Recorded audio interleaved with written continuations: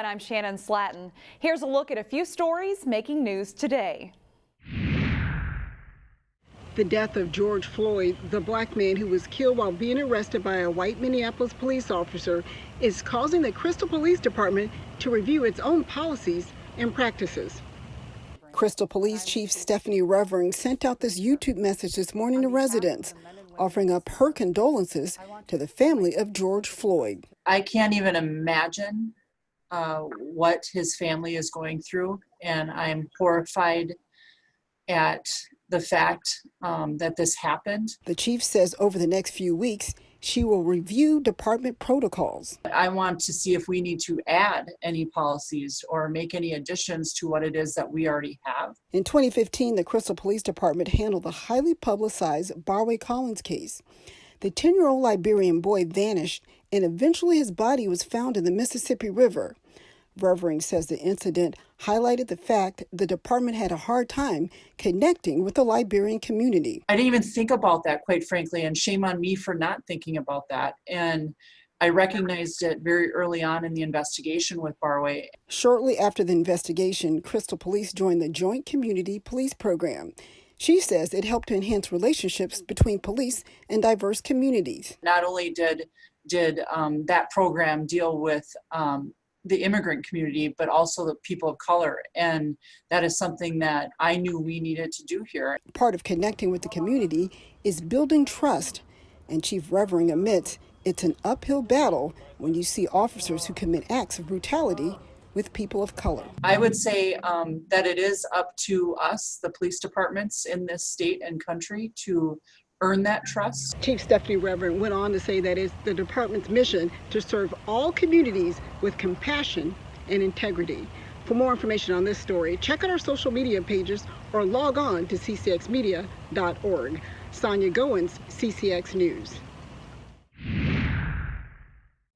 We could have made breakfast at home, but we decided to come out instead. Outdoor dining at Minnesota restaurants is a novelty that many people enjoy. It's not the ideal restaurant experience, but it's a restaurant experience, I guess. But when a restaurant isn't normally set up to have outdoor seating, Well, they got eight tables out here. the experience is less than perfect, according to Jack Johnson. Ambiance is what you're going there for. You're not going there to look at the side of a building. After 2.5 months, Minnesota restaurants could officially welcome back people for on-site dining this week, provided that customers sit outside. Everything's changed. Fat Nats didn't have an outdoor patio, so they had to improvise by providing seating on the sidewalk and parking lot with the city's approval. Yep, we had to buy all extra tables, extra legs, had to rent tables and chairs. We had to buy special menus, which it's super expensive with the money we don't have and the money we can't regenerate. So it's just a big money pit. Michael Nat manages Fat Nat's Eggs in Brooklyn Park. He says since the COVID-19 pandemic hit, they've lost about 90% of their sales. This new setup is a way to bring customers back, but the cost and limitations have him frustrated. It's super expensive, and it's not the way it's designed to run. So its efficiency has gone way down. We're just trying our best to make our customers happy and get them comfortable until we can open again. There's no official timetable as to when the state will let restaurants offer indoor seating again. State officials argue that eating indoors would allow the novel coronavirus to spread more easily. That said, Johnson would be willing to take the risk. I would. Again, you'd probably want, every other table type of scenario.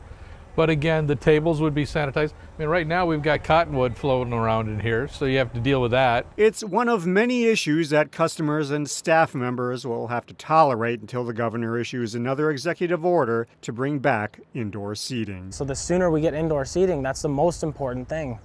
Even if you do 50%, anything is better than nothing when it's indoors. In Brooklyn Park, Delane Cleveland, CCX News. The shutdown of the economy by government has been devastating to business. That's no secret. Some of the biggest advocates for business are local area chambers of commerce. The Association of Chambers of Commerce Executives projects that between 25 and 30% of U.S. chambers will not operate in the same form post-pandemic. Close to home, that's taken shape as TwinWest Chamber of Commerce has announced its merger with Minneapolis Regional Chamber. We began exploration about 9 months ago. We brought the chairs of the board of both of the organizations together in January and really started to elevate the work we're doing. Then COVID hit. And it actually did add an expedited fashion to this, right, for numerous reasons. But the main reason was we know coming out of this, we need to put all of the necessary resources possible together and leverage those to help our businesses recover. And so that was the motivating factor for the consolidation. 83% of TwinWest business affiliates have 50 employees or less. So what's in it for these small businesses? Particularly if they're small businesses, I mentioned it gives a greater access to a larger network, right? So small businesses join us so that they can get visibility, they can create connections, they can build their business. So this will allow access because we only have 60 dual members between the two organizations, so there's a lot of opportunity for growth. The other thing that this will really do is it will create an even stronger public policy platform.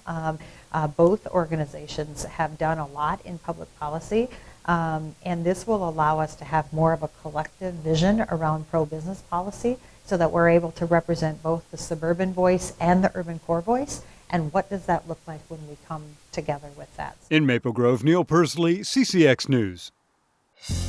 Find more local news stories at ccxmedia.org and follow us on social media.